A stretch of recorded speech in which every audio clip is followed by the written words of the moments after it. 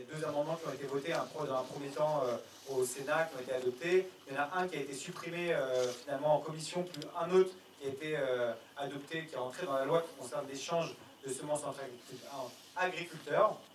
Pardon. Mais le commerce des semences en tant que tel, lui, voilà, il s'est arrêté littéralement. Enfin, on n'a pas pu changer le commerce des semences parce qu'il y avait des enjeux industriels qui étaient énormes derrière et il y avait des industries qui faisaient valoir leurs intérêts. Nous, on a permis cette petite victoire et on le tempère, hein, on dit que c'est une petite victoire, mais on en est assez content et je vais vous dire pourquoi. Parce que, en fait, depuis 40 ans maintenant, la loi permettait aux agriculteurs d'utiliser, de faire pousser les légumes qu'ils voulaient, les fruits et légumes qu'ils voulaient. Par contre, il leur demandait de justifier de la provenance de ces fruits et légumes. Et donc, ils demandaient une traçabilité, et donc que ces légumes-là puissent faire partie de ce catalogue officiel dont on parle dans le film, qui assure des clones, en fait, en termes de légumes, et qui faisait perdre toute notre biodiversité. Et donc, aujourd'hui, avec un amendement comme celui-ci qui permet l'échange de semences entre agriculteurs, eh ben, on peut refaire vivre toutes ces variétés du domaine public. Ces variétés paysannes, ces variétés anciennes, traditionnelles dont on parle. Moi, ce qui s'est passé lors de cette aventure, c'est que j'y vais chez mes parents, volontairement. Donc j'avais eu le gîte découvert qui était offert, et à côté de ça, j'ai eu le RSA, qui m'a beaucoup aidé. Suite à ça, même sans être rémunéré avec le film, je me suis un peu envolé. Je travaille comme journaliste pour des magazines, j'écris des enquêtes, je travaille sur des tournages en plateau aussi. Voilà, petit à petit, en fait, on apprend la débrouille, ce que je faisais aussi avant, mais ça ne me permettait pas d'assumer toutes les charges qui auraient dû être les miennes, en fait, à cet âge-là. Et aujourd'hui, en fait, j'essaie de me libérer de toutes ces charges. Donc, en fait, je vais quitter ma maison, j'ai un peu tout quitté. Là, je suis en train de fermer la société pour pouvoir me dire, je vais pouvoir continuer à faire des films à moindre frais. Quels sont mes besoins? Les besoins, on les réduit le plus possible, et la passion prend le dessus.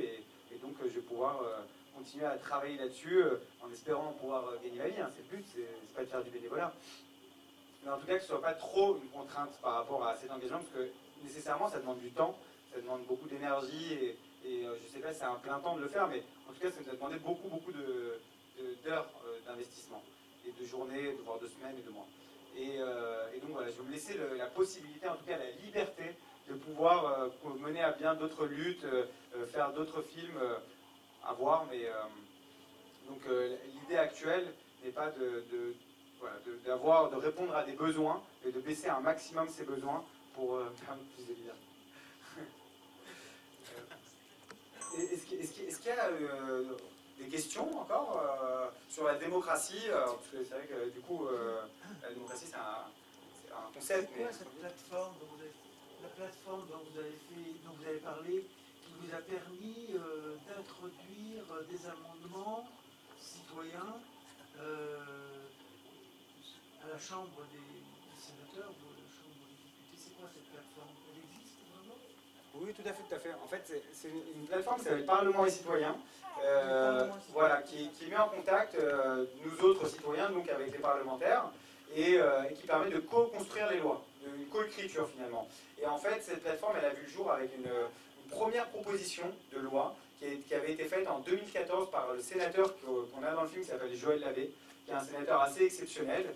Et en fait, il avait fait une proposition de loi pour interdire les pesticides à usage non agricole.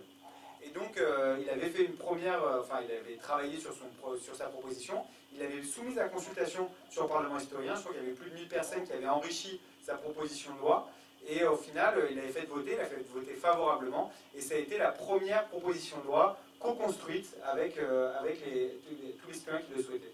Et donc, nous, ce qu'on a fait, avec la loi biodiversité, donc là, c'était un projet de loi qui était à l'initiative du gouvernement cette fois-ci, on a demandé à en fait inverser la dynamique. C'est-à-dire qu'auparavant, l'impulsion elle était donnée par les parlementaires et c'était les citoyens qui rejoignaient. Là, ce qu'on s'est dit, c'est que c'est nous qui allions suggérer des amendements et les parlementaires qui allaient les reprendre pour les déposer en assemblée.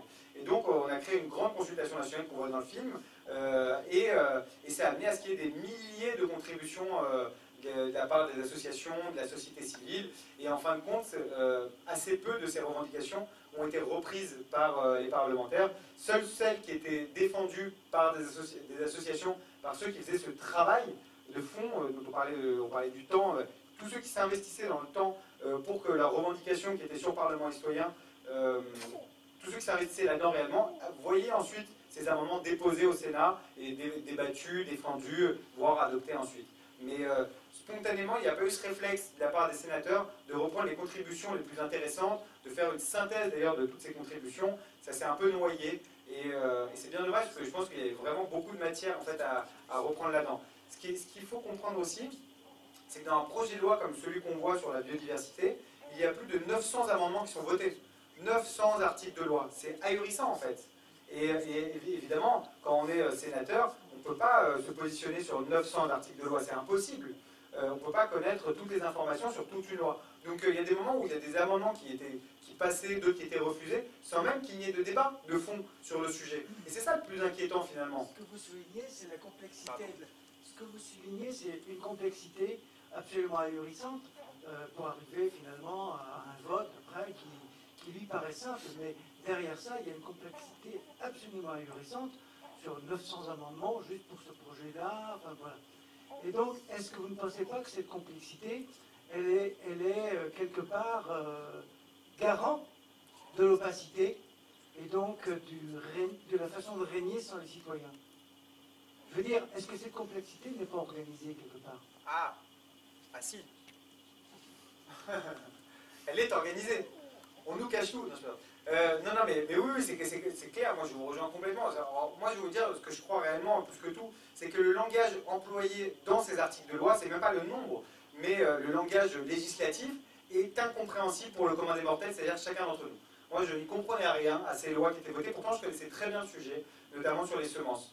Et ça, je pense que c'est volontaire. C'est-à-dire qu'à moins d'être juriste spécialisé et d'avoir le temps de se plonger dans un code, genre comme le code rural, il est impossible de savoir ce qui se passe réellement dans les lois. Et ça, c'est un gros problème parce qu'on nous dit nul n'est censé ignorer la loi.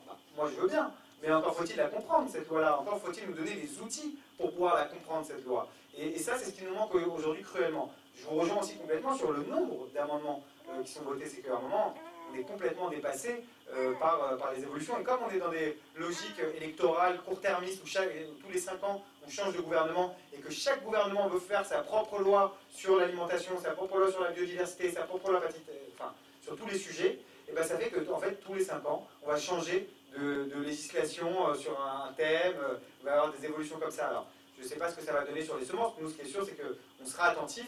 Et sur d'autres sujets aussi, on restera le plus attentif possible. Parce que ce qui nous manque cruellement, c'est une veille permanente sur ces sujets-là. Il y a des personnes souvent qui me disent il faut que les lobbies cessent leur pouvoir d'influence qu'ils exercent dans les assemblées. Je suis d'accord. Mais en même temps, il est assez illusoire de croire qu'à partir du moment où il y a un intérêt économique, personne ne voudra le défendre. Non. Dès l'instant où il y a un intérêt économique, on trouvera un défenseur. Et ce défenseur trouvera une oreille sensible, une oreille favorable, à partir du moment où lui-même représente de gros intérêts économiques. Ça, c'est logique de part et d'autre, de la part des parlementaires comme des lobbyistes. Ce qui n'est pas logique, par contre, c'est que nous autres, en tant que citoyens, nous ne puissions pas faire valoir nos intérêts. Nous ne nous rassemblions pas pour faire société à un moment et se dire il faut qu'on puisse proposer un amendement qui aille dans ce sens d'un intérêt général. Et ça, c'est ce dont on manque cruellement. Donc voilà, moi ce que je crois, c'est qu'il nous faut aujourd'hui un lobby citoyen. Et justement, on est en train d'essayer on est aux prémices de ça, on est en train d'y réfléchir, mais on n'a pas les moyens des lobbies. Et puis il nous faut du monde, des gens compétents là-dessus. Donc ça va être long à mettre en place, je pense. Ça ne peut pas se faire du jour au lendemain. Mais bon, voilà, je pense que ce constat-là, en tout cas, il est bien partagé par un grand nombre de personnes au sein de la population, quoi. Et on a envie de faire valoir nos intérêts, on a envie de monter collectivement en compétences. Il y a aussi des personnes qui nous disent mais moi elle est sympa cette histoire mais je ne sais pas comment écrire une loi. Mais en fait écrire une loi c'est pas compliqué. Ce qu'on voit, ce qui se passe dans le film, quand on voit par exemple le sénateur Joël Labbé faire une grande et belle plaidoirie d'ailleurs pour la préservation des semences, et ben, ce que fait Joël Labbé à ce moment-là, c'est il présente ce qu'on appelle l'exposé des motifs. C'est un argumentaire. Il donne toute une argumentation, toute une plaidoirie pour défendre son sujet.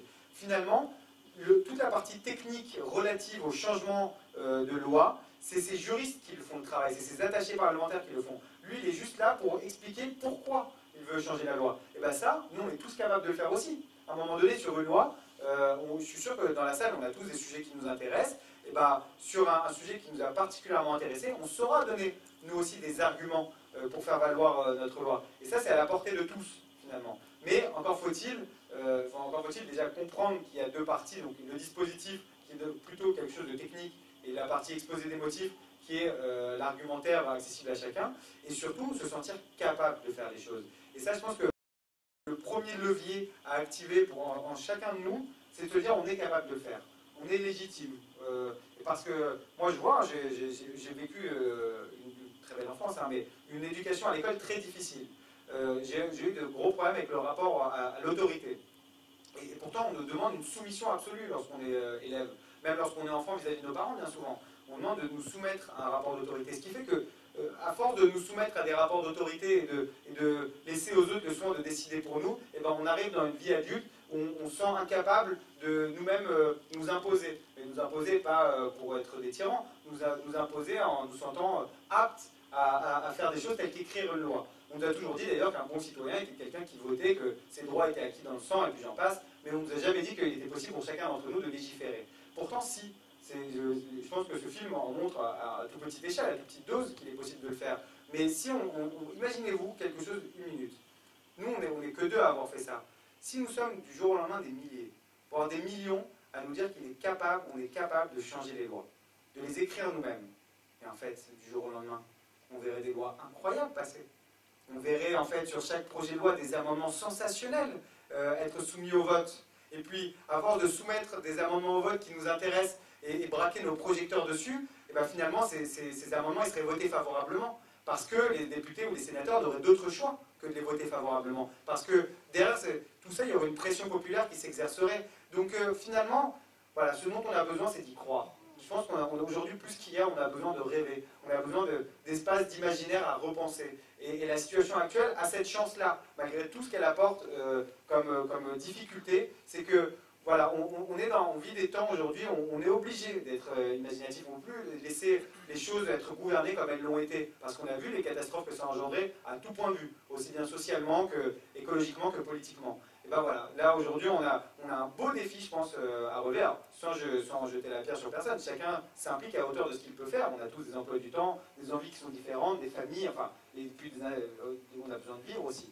Mais moi, je pense que c'est aussi des belles aventures que de se lancer dans des choses comme ça. Et en fait, on travaille sur notre rapport, notre confiance en nous-mêmes. Et voilà, moi, j'aimerais dire à nos enfants, à ceux qui vont nous suivre, ayez confiance, croyez-y. Et surtout, faites-le, quoi, faisons-le. N'ayons pas peur. On est en France, on est dans un pays où on aime beaucoup la loi. Et c'est normal, parce que la loi, c'est ce qui nous permet de vivre en société, ce qui nous permet d'être une collectivité.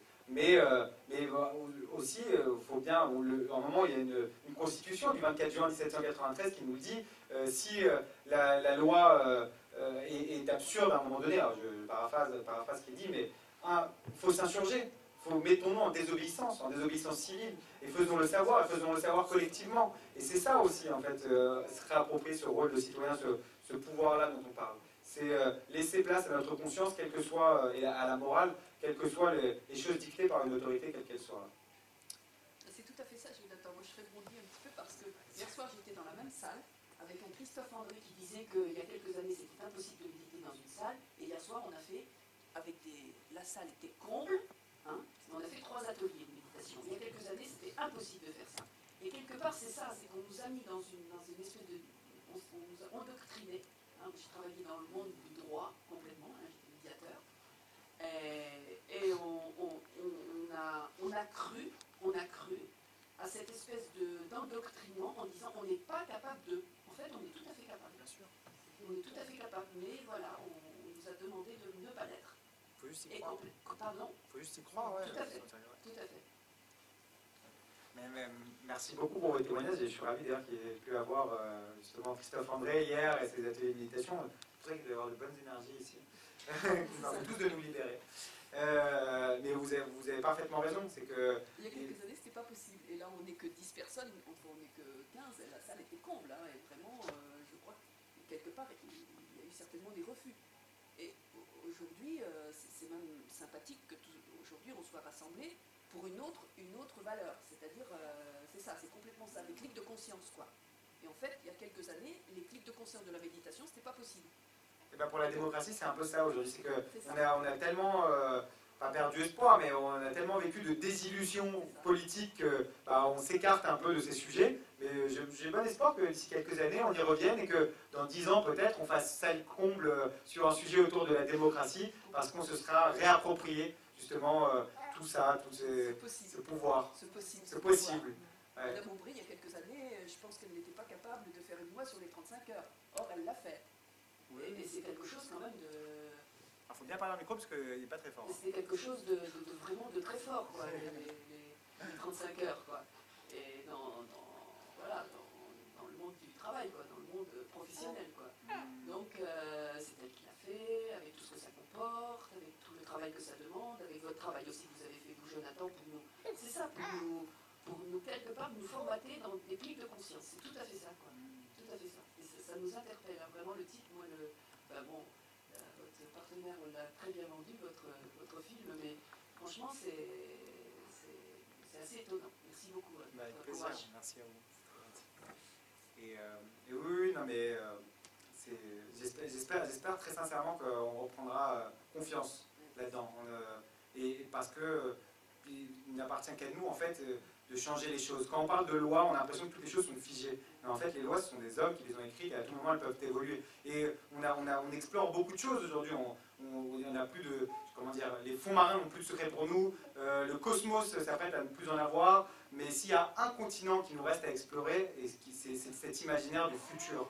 Et ce futur-là, on peut le créer. C'est-à-dire que quand on voit... Moi, j'ai adoré l'intervention d'un jour d'un homme qui nous disait, mais quand on voit ces médias, en fait, qui veulent nous figer dans une réalité morose, où tout serait, comment dire, dans un pessimisme ambiant, ça c'est une réalité. Mais on peut en créer d'autres, des réalités. C'est ça la force, en fait, que l'on a. C'est que tout autant que nous sommes, par nos actions, par nos idées, par même les mots qu'on émettra, on va pouvoir créer différents pans de réalité. Et puis c'est ce qui fait que le futur existera. Et voilà, moi j'y crois beaucoup aussi. Je pense que, aussi bien autant que nous sommes, là on peut être 15, 20 dans cette salle à réfléchir. Et si on réfléchit ensemble, et si on met collégialement nos énergies et notre volonté à faire avancer un sujet précis, on créera une nouvelle réalité. Et ça c'est clair et c'est acquis. Et d'ailleurs, en ce sens, alors parce qu'on parle beaucoup de démocratie nationale, mais il y a aussi tout l'aspect démocratie locale.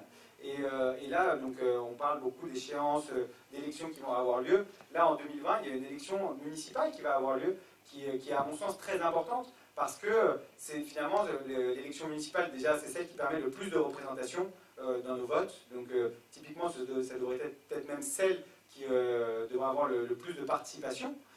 Mais aussi, si on veut à un moment se réapproprier l'exercice politique, pourquoi espérer qu'on mette notre pouvoir dans les mains de représentants éternellement? Alors, je suis d'accord, peut-être qu'à l'échelle d'un pays, on ne peut pas être 60 millions à gouverner, mais localement, à l'échelle d'une municipalité, on peut tous participer à ça, si l'aventure nous dit en tout cas. Et je vais vous raconter un exemple, c'est l'exemple de la ville de Saillant. Saillant, c'est une ville qui est dans la Drôme, c'est une petite ville, ils ne sont pas très nombreux, ils sont 2-3 000 habitants. Dans cette ville, il y a un maire qui est là depuis 20 ans, un maire existant. C'est un peu cette espèce de ponte de la mafia qui fait sa loi. Et donc quand il fait sa loi, il a des projets qu'il veut mettre en place, mais des projets qui désintéressent énormément sa population. C'est-à-dire que le dernier en date, c'était de créer un hypermarché à proximité de la ville, et on savait tous très bien qu'avec cet hypermarché, tous les commerces locaux allaient fermer les uns après les autres. Donc les habitants se sont rassemblés et ont commencé à former des actions pour s'opposer à la création de cet hypermarché. Ils ont fait des pétitions, des recours juridiques, des manifestations, enfin bref. Ils ont utilisé tous les moyens mis à leur disposition pour que cet hypermarché ne puisse pas avoir lieu. Donc ils se sont épuisés. Ils ont obtenu gain de cause après un certain nombre de temps. Et donc ils se sont regardés au bout d'un moment, mais parce que ce projet-là pour lequel ils s'opposaient, ce n'était pas la première fois que ça arrivait. Et ils se sont dit, mais au lieu de s'opposer éternellement à la volonté de la mairie, en fait, pourquoi pas la reprendre cette mairie? Donc ils ont commencé à faire des réunions dans ce sens. Et puis ils ont fait une première, une seconde, une troisième, ils se sont rassemblés et ils se sont aperçus qu'à chaque fois qu'ils faisaient une réunion, ils étaient toujours plus nombreux. Et puis à un moment, ils se sont dit, mais en fait, non seulement on est assez nombreux pour proposer une liste, mais en plus de ça, on est assez nombreux pour peut-être même remporter cette élection municipale. Et donc ils ont fait campagne. Et puis dans cette aventure, ils ont été rejoints par des dizaines d'autres personnes. Au final, je crois qu'ils étaient une centaine à mener cette aventure ensemble. Et puis, au bout d'un certain temps, ils se sont aperçus que s'il a gagné, c'était tant mieux, parce qu'ils avaient évidemment plein de choses à vouloir mettre en place à l'échelle de leur ville. Mais s'ils ne la gagnaient pas, c'était déjà une victoire qui est remportée parce qu'ils se rencontraient tous finalement. Ils passaient tous du temps ensemble, ils rencontraient leurs voisins, il y avait une magnifique aventure humaine qui s'était mise en place, et il y avait quelque chose de très joyeux, de très festif là-dedans. Et il s'avère que l'histoire est belle, c'est qu'ils ont remporté ces élections à 57%.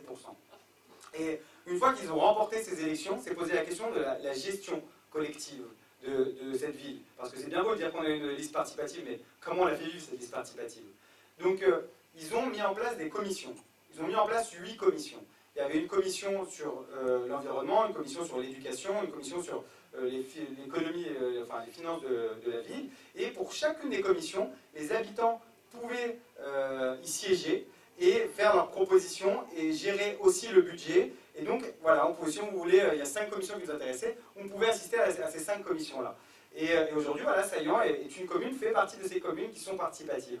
Et l'enjeu, c'est qu'en France, on a 36 000 communes. Alors, je ne vais pas dire qu'en 2020, on va avoir 36 000 communes participatives, mais j'espère qu'à terme, quand même, on va avoir un certain nombre de communes participatives. Et j'espère de tout cœur, en fait, qu'on va pouvoir se mettre en liste, on va pouvoir se rassembler. Et au-delà du programme qu'on va avoir, parce que le programme importe peu, finalement, c'est l'aventure de se dire qu'on va gérer collégialement les choses qui importent le plus. Le reste suivra, parce que le reste, c'est de l'intelligence collective. Que les projets qui s'en suivront serviront l'ensemble de la communauté, ça c'est une certitude. La seule chose c'est de se dire, bon, est-ce qu'on est prêt, là on est 15, 20 dans la salle, à lancer une aventure humaine ensemble et amener d'autres gens avec nous et les rassembler, quelle que soit la figure de la mairie, parce que finalement ils ont tiré le maire au sort, on s'en foutait de savoir qui allait être le maire. Mais ce qu'on voulait c'est que par contre qu'on puisse nous-mêmes nous impliquer dedans. Et bah, moi j'espère de tout cœur que vous ici à Poitiers, que dans toutes les villes où, voilà, où on peut se rendre, où on a envie de vivre des aventures collectives, il y aura des listes participatives. Et quand bien même elles ne gagneraient pas, j'espère qu'elles gagneront, mais quand bien même elles ne gagneraient pas, bah, qu'elles puissent au moins faire vivre cet élan d'espoir qui est la démocratie citoyenne.